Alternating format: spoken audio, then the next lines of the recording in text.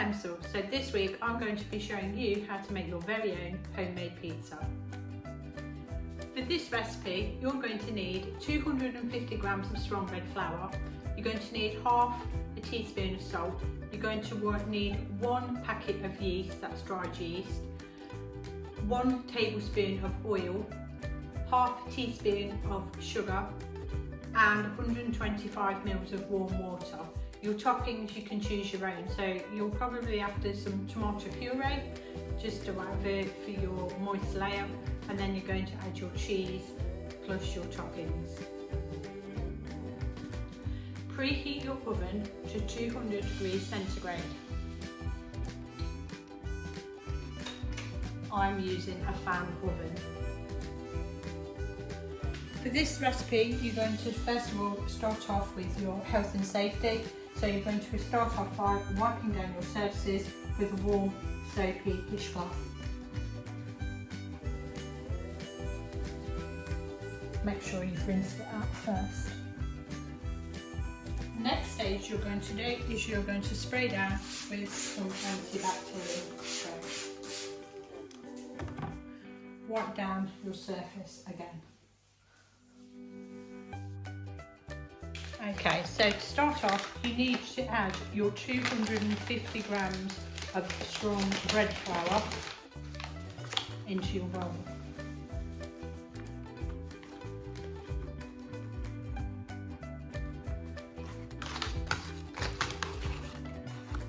The strong bread flour contains a more amount of gluten because it's made from a harder wheat.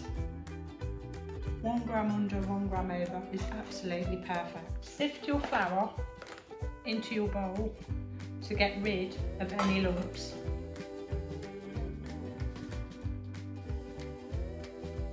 This will also incorporate air into your mixture. You'll be able to check there's no dirt or debris in there. Add 1 full packet of yeast.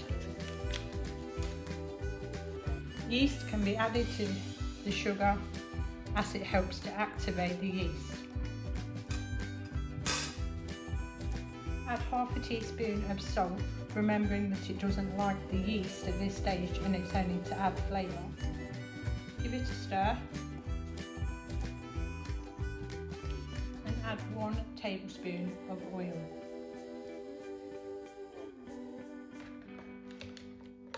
You can now stir. Add 125 ml of warm water until it becomes a dough. If you're using wholemeal flour, be mindful that it absorbs water a lot quicker and therefore you might actually need more water than the 125 millilitres. However, strong white bread flour, if you're following the recipe correctly, you might not need all of your 125 mils in order to make a dough. When you think your mixture is starting to come together, you can try to join it together with your hands into a dough ball. This can be done by pushing, squeezing until all of your smaller parts start to join together into the dough ball. Your bowl should be relatively clean, but not clean enough to put back into the cupboard. If your dough is not picking up the little bits, it might be an idea to add a little drop of water. Flour your surface lightly and begin to knead out your dough. So you're punching in the middle and bringing from the outside in, punching in the middle, bringing from the outside in, punching in the middle, bringing from the outside in. The other way you can do it is using the heel of your hand and you're pushing your dough away and bringing back, pushing your dough away and bringing back. The idea of this is to break down any large air pockets or holes.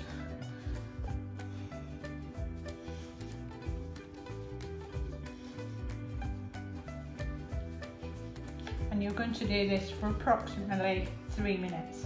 If your dough feels dry, it shouldn't, but if your dough does feel dry, don't be afraid to put your hands under a warm water tap, give it a quick shake, and then start to knead again. You should end up with a smooth surface. If your dough starts to stick to the surface, don't be afraid to put a tiny amount of flour onto your surface so that it doesn't stick.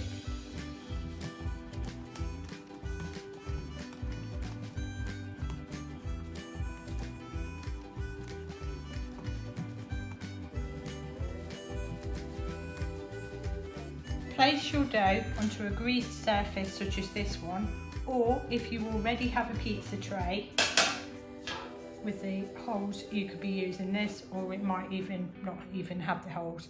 You only need a tiny drop of oil and you're going to spread that over the surface. Add your olive oil to your pizza tray, just a thin coating, so that you can see a nice shiny sheen to your pizza tray. Add your dough to your tray and you're going to put it in the top oven, which isn't on, ready for convection to take place and for your dough to start rising. You'll notice that the top oven is now a warm area because the hot air is rising from the bottom oven, which is set at 200 degrees centigrade. I'm going to place that in there to prove for 20 minutes.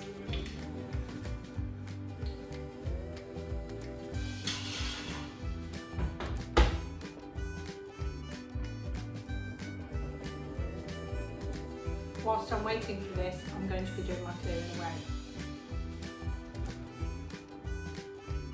Okay, so there are lots of toppings which you can choose from. So you're definitely going to need a moist layer. So tomato puree, ketchup, not the healthiest option. Barbecue sauce, again, not the healthiest option. You could use passata, but be careful because the passata with the acidity might react with the dough if left for a long while. Okay, so I find that tomato puree double concentrate works really well. If you've got a vegan or vegetarian in your house, you might be using something like BioLife, where you will either need to slice it very thinly or to grate it. Okay, so grate your cheese. This is the BioLife cheese I'm using.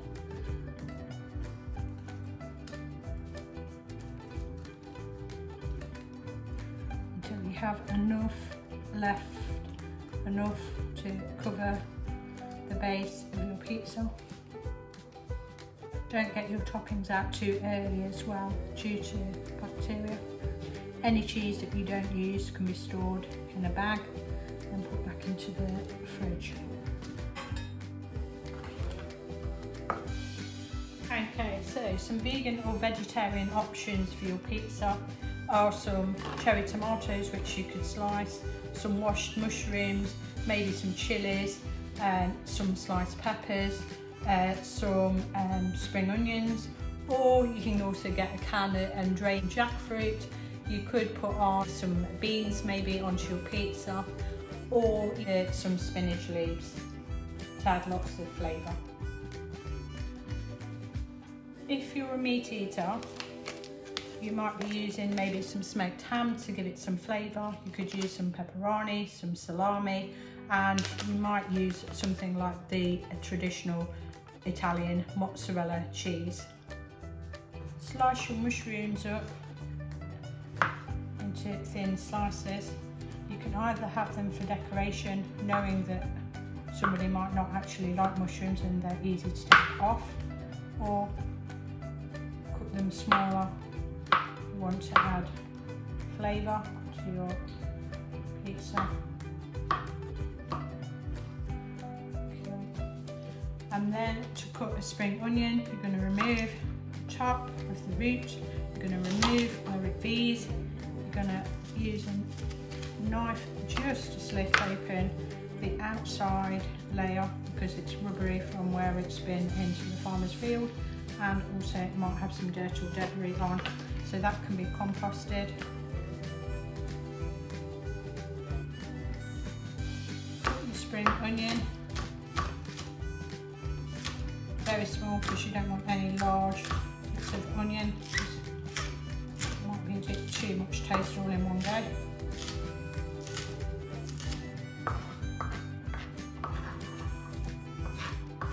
You could add sweet corn, it's another alternative for either vegetarian or vegan pizza.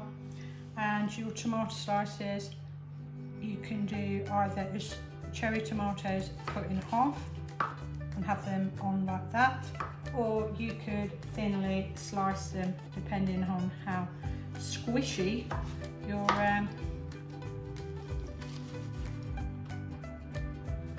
tomatoes are. Okay, so the meat is done on a different board to keep it separate from the vegan or the vegetarian. And you're going to, I'm using the same knife because I've only used it for vegetables and I don't intend to use it again for vegetables.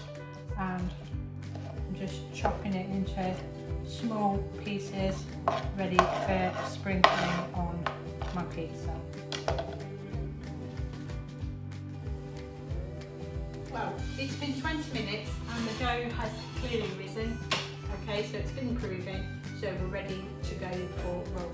Okay, so what you're going to do is you're going to roll your dough out onto your greased tray.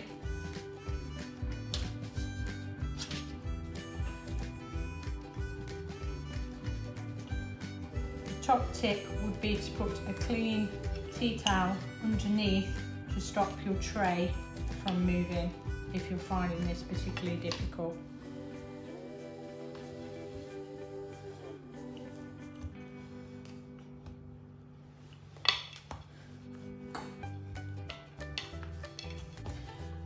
Keep pulling out and stretching and turning your rolling pin as you're going along until you get it to the desired shape and desired thickness. You can roll your dough out on the surface, but the downside of this is you're going to have to pick it up and then move it onto your pizza tray, which might make it miss shape.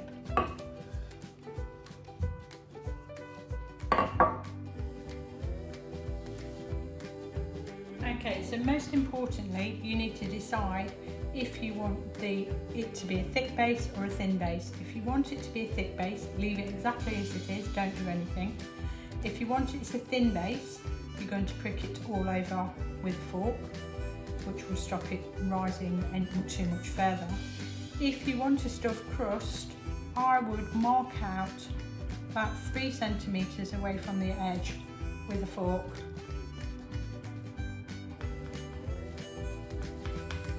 Where you're going to put your stuffing, such as cheese, and then decide if you want a thin base or a thick base for your actual the middle part of it. I'm going to go for a thin base and then a nice thick stuffed crust. Place your cheese on the inside layer of where you want to do your stuffing.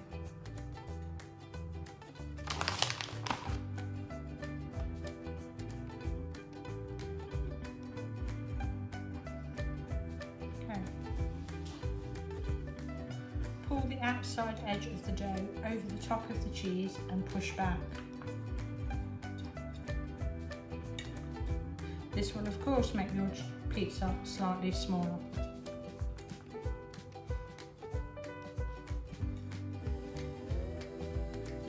If your dough is struggling to stick and starts to open up gaps wise, don't be afraid to use a little bit of water and a pastry brush just to push down those edges to seal the deal.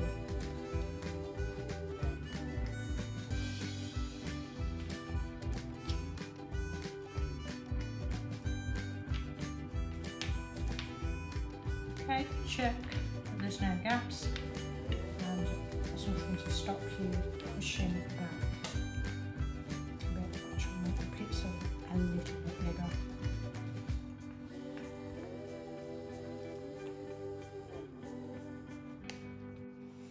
Okay, so it's tomato puree time, so remove the lid and you'll notice that it's got a pointy thing there. That's there for piercing the top of the tomato puree. Squirt on the desired amount of tomato puree and either spread with the back of a spoon or a butter knife or even a spatula.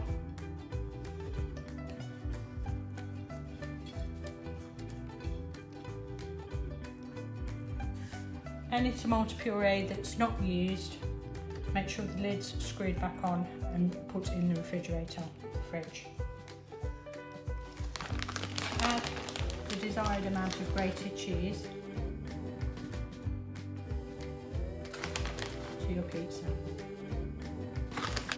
Today, by doubling the recipe of the flour and the water, but not the yeast, not the salt and the sugar, I've been able to make 2 larger pizzas and 1 medium pizza, which is suitable for a vegan.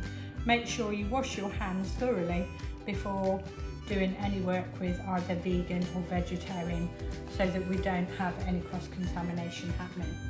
Okay, so we're now ready to add the toppings. So now's the time to add your toppings. So decide what you want on your pizzas.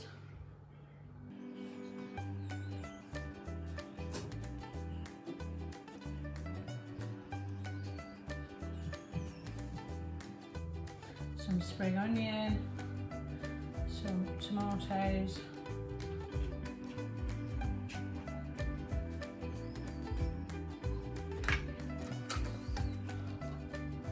some ham,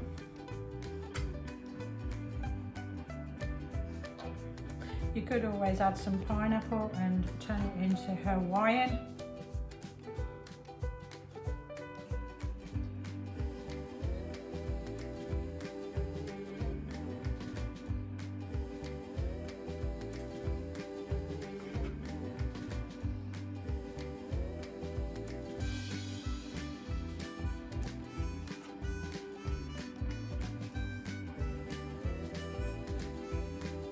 And don't forget to finish with some oregano. Always the finishing touch.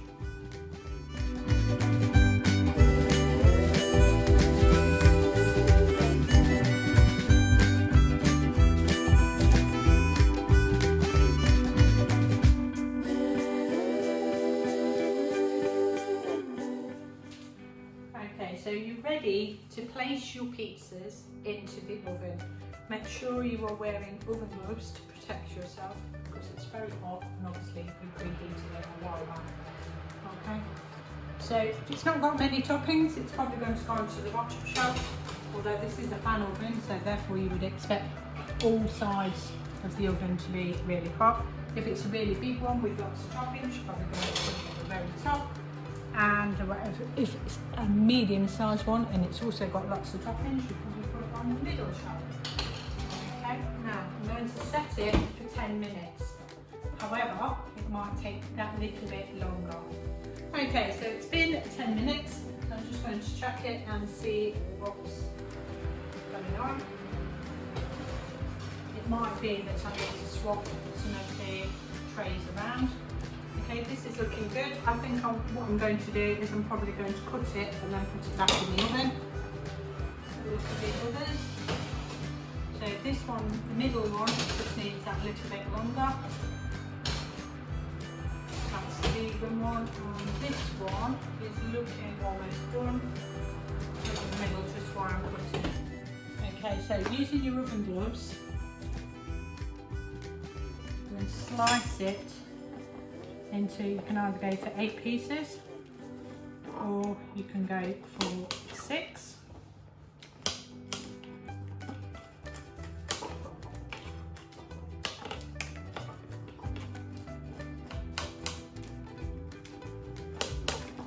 So that's cut ready for serving, so I'm going to put that back in the oven. Do remember, when you come to do the vegan pizza, you'll need to re-clean the pizza cutter.